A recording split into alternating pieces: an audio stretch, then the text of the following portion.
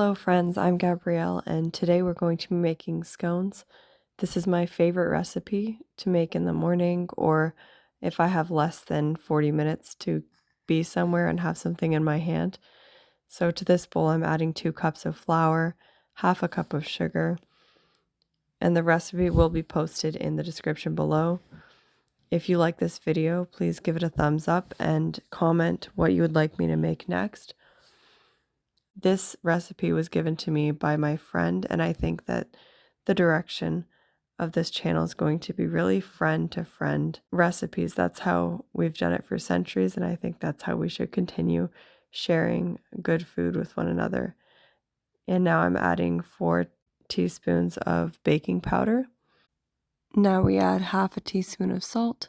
These are lemon scones, so the lemon zest is optional. I don't put it in.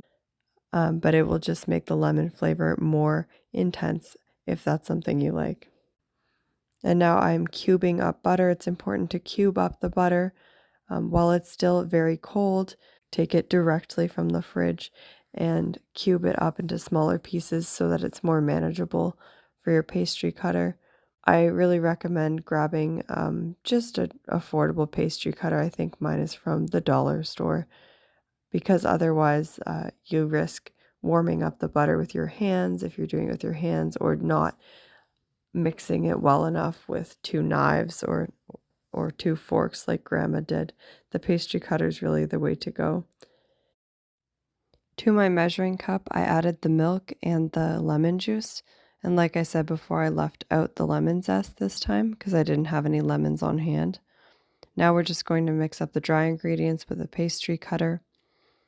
And then we're going to add the butter in afterwards and make sure the butter and the dry ingredients are well incorporated before adding the egg and the wet ingredients.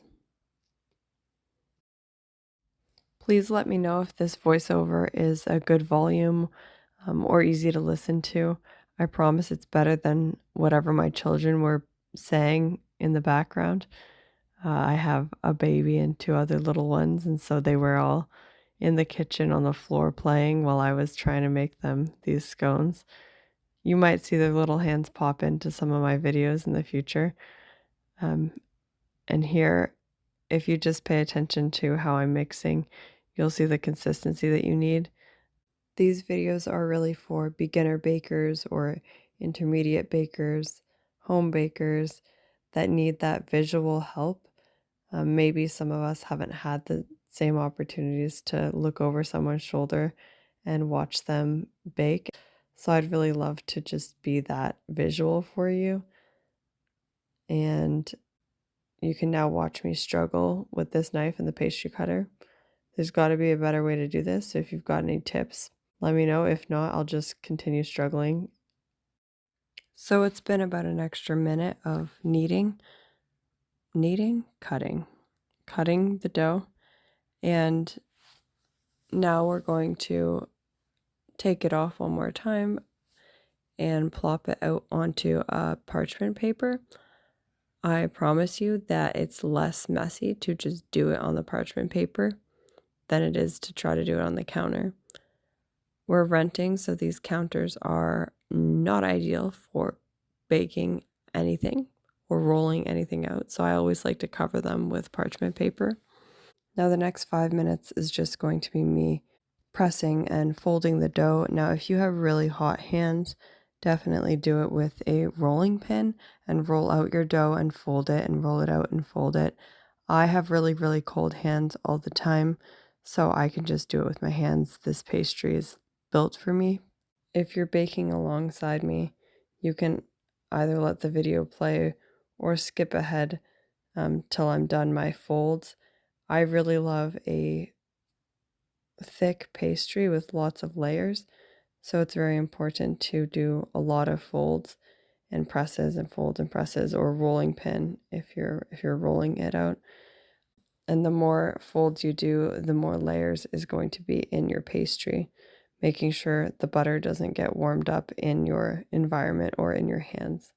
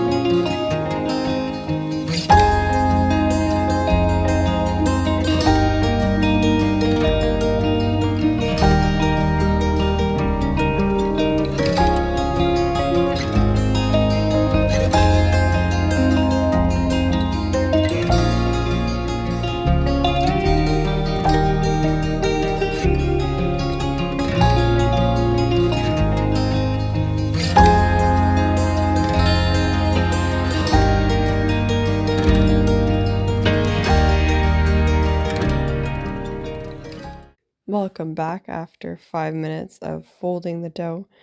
We're going to cut it into about 12. I think here I make 11. Roll it out properly, it should make around 12 scones. You can probably make more if you make them a little bit smaller, but we love scones in our household, so there's no way I'm making small scones. And there is the satisfying layers, and they're more satisfying after they bake. This is a really great thing to bring to a party and impress people with the amount of layers that you can make in a pastry. When it's really simple, it only takes about 20 minutes total. If you stayed with us the whole time, it only took you like 20 minutes or less to make this. And then it takes only 15 minutes in the oven at 400 degrees. And as you can see by rolling it directly on the parchment paper, we have no mess to clean up afterwards, and it makes it really, really easy not have to worry about cleanup afterwards. Here you can watch me struggle throwing them on the pan because no matter how many times I do this, I always forget the pan underneath. In our home, we make these at least once a week. It's definitely a favorite with the kids, the younger ones and the older ones. I also make these scones for women's tea and any sort of events that I'm going to.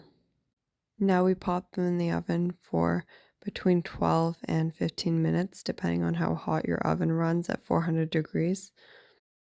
And I hope you enjoyed watching. Please leave a like and a subscribe, and let me know in the comments what recipes you'd like to see next.